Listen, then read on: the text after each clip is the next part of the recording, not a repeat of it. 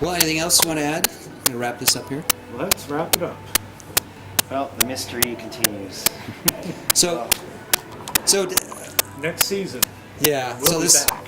this is like season 1. I mean, so far people have been saying, why are you guys wasting your time? You guys feel like it's been pretty good? Oh, I guys think enjoyed it's this? been great. I've learned quite a bit, and we've made contact with other people in the community, authors, etc. People who've been doing this a lot longer. I think it's been a great experience. But I'll take almost any excuse to get out in the woods for a few weekends. I hear you there. Yeah, it's just enjoyable to go out there and hike around. And the added mystery of the history of the thing is very intriguing to us. But also the idea that maybe there are Bigfoot up there still roaming around, always in the back of our minds. And you know, if we don't see Bigfoot or prove anything about the Patterson film, we've seen a beautiful creek watershed. We've seen bear tracks, maybe other creatures. You know, Yeah, cat tracks. seen something that's not a wilderness, but it's kind of growing back and surviving the logging that was done. Now that the road's blocked off, it's even more of a wilderness. Yeah, and maybe Bigfoot's still out there. You know, if I were Bigfoot, though, I would be moved off into these other more wilderness areas. You know, Oh yeah. these nice dark green spots on the map. Oh, I hear you there. That's where I'd be. But Steve, haven't you got a big increase on your emails now? Oh yeah, well, perhaps the most interesting thing about studying this, is just been able to talk to all the people. Like, well, first John Green and Daniel Perez and McLaren and Byrne, and now we've gotten people commenting on our videos and coming out of the woodwork. So we're really hoping that we'll get people come out of the woodwork even further. The people who've been going up there regularly and keeping all this information to themselves. We want to encourage you to do it for the good of the Bigfooting community, to come out and divulge. So more out of a curiosity between you guys turns into a passion, turns into giving back to the community through the videos and travels and what you're learning along the way. And you guys have learned quite a bit. And when I first joined you guys, I was just scratching the surface myself, but now I feel like a pretty versed on the subject. And the more I see, the more I get out and climb through bushes, the more I touch and pick up and smell and scratch and sniff. It's kind of neat. And I remember when we first started throwing out this idea, I had a few people said, "What are you going to do that for?" We already know where the site is. Like, what's the point? You know, it beats watching in a boggy swamp.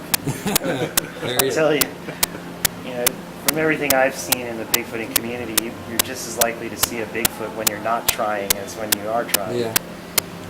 Although, I mean, some people have honed in on certain areas. I think it's just best to go out in the woods and enjoy yourself. That's what we're doing. We're also not necessarily looking for a Bigfoot. We're looking for the signs of the Bigfoot film history. And, where the footprint tracks remain. That's a value all its own. I think if we can actually prove where the site is, then future people will know where it is. We could erect the monument, That's right? usually when Bigfoot comes out and checks you all out, is when you're preoccupied in the field doing your own thing, mushroom hunting, this or that. And maybe Patty will come out and say, "Yeah, that's it." You got it. Yeah, Patty, old lady Patty, with their cane. Maybe Patty will waddle out and say, "Yeah, that's the frickin' spot." Well, like when we were putting up that game cam, we didn't necessarily have our Squatch goggles on. We were just putting up a game camera. Yeah, you're not gonna catch game. But then we heard that weird sound out in the bush. It was like, I almost had to think like a squatcher. I had to say to myself, wait, did you hear that sound? Yeah. And then Rip had heard it too. Real typical of a Squatch daytime, ground schmack. So Rip, what are you doing here? I think you're tired of Bigfoot. Oh, I am tired of Bigfoot. I'm into the mermaids. See the mermaid over there? Look one up on the wall. I'm into the Uroc lens of the mermaids on the Klamath and the oceans. Too. Yeah, I mean, I'm into hanging with Bigfoot, partying with Bigfoot. That's about it now. I don't really want to document them. What about using beer and marijuana as Bigfoot tools? Just because I enjoy those when I'm in the field, and I've had many instances where I think Bigfoot are like beer. I'm not so sure about weed. Absolutely think they like beer. I'm not so sure about weed. Bobo says they like beer too. Well, hell yeah, they Yeah, like beer. well, I've had a couple of incidents with them with beer. What's their favorite beer? I don't know. Wouldn't have no idea. Probably Bigfoot Ale, maybe. Can't imagine they're that specific about what they like. Or and here they sell wine called Bigfoot Red.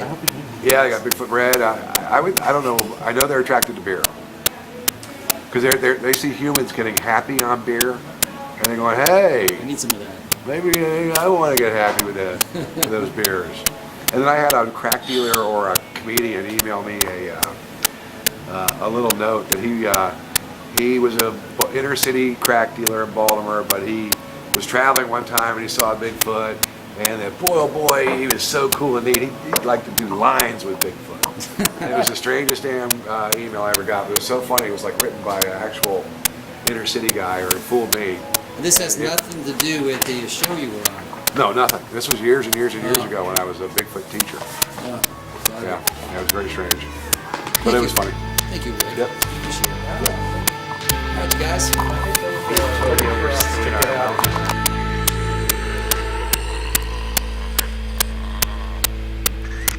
Bigfoot lives.